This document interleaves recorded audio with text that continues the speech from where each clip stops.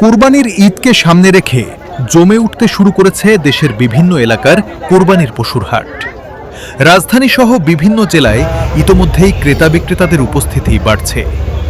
হাটে দেশি বিদেশি বিভিন্ন জাতের গরু, ছাগল ও অন্যান্য পশু নিয়ে আসছেন খামারিরা।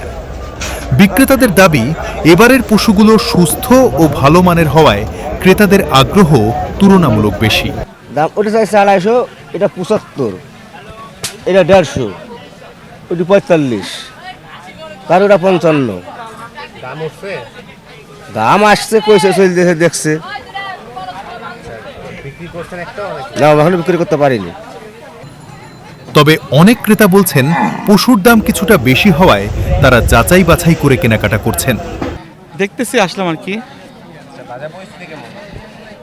বাজার তো এখন তো দাম ধরে রাখছে, এখনো ছাড়েনি আর কি। যে দেখলাম যে এখন তো ওরাও তো গরু আরও আসতেছে, ওরাও এক্সপেক্ট করতেছে আরও বাজার বোঝার জন্য।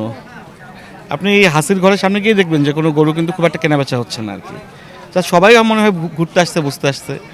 কেমন দাম হলে দিবেন বা কোনো আমাদের তো একটা বাজেট আছে আর কি, ওর কাছাকাছি এই 1-20-40 এরকম মধ্যে হলে আর কি নিব। তবে মিলতেছে না? না, এখন মিলবে না। না, অনেক বেশি যে তা না, বাট কেউ চাচ্ছে অনেক বেশি, কেউ একটু রিজনেবলি বেশি যাচ্ছে।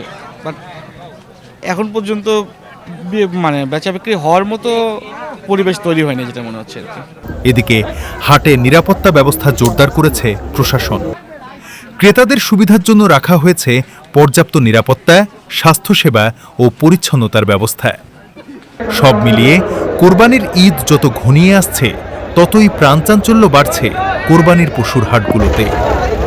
তামিম ইমন, কণ্ঠ বাংলা।